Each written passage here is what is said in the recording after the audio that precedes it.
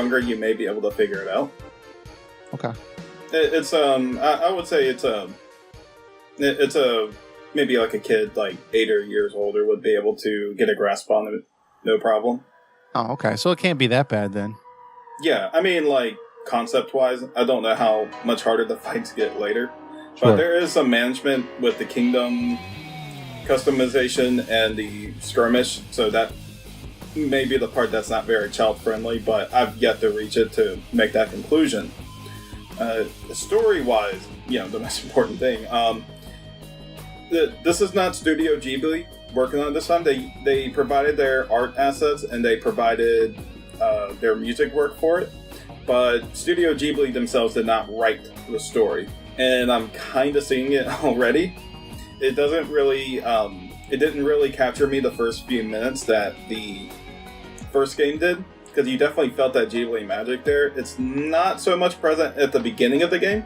Mm-hmm. It starts out like I'm not kidding when I say this. The President of the United States gets transported to this world and meets with a half-lion, half-boy, who's your main lead, the half-lion, the half-boy.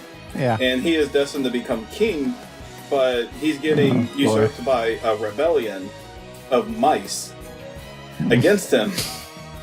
I'm interested in the premise. The execution felt really rushed and a little off-putting.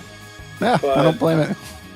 That's crazy. I don't know. I don't even know how to respond about that. That's just, that's very imaginative and very crazy, but it just boggles my mind that like there was a board meeting and like somebody was like laying this plot line out on a whiteboard somewhere, and they're like, yeah, we're gonna have the President of the United States. He's going to be teleported here, and then he's going to be confronted by a half-lion. And they're like, yeah, that's great. That's fantastic. But I mean, that is, if you're looking, it sounds like if you're looking for something that's really fresh and new, like there is something there for you. Yeah. It does have an interesting premise. What I was kind of off-put by was that it all felt like rushed. I didn't, we kind of just got swung into the action of things, which in itself is not necessarily a bad thing. Sure. But just I feel like I just got everything thrown at once. Like I needed a little bit of sense of awe, but you do start out as Roland, the President of the United States, and he's in his 40. He looks like he's in his 50s or something in the beginning of the game. But when he gets transported, he's teleported and he's half his age. Oh, because, so he's in his 20s. We can't have older people.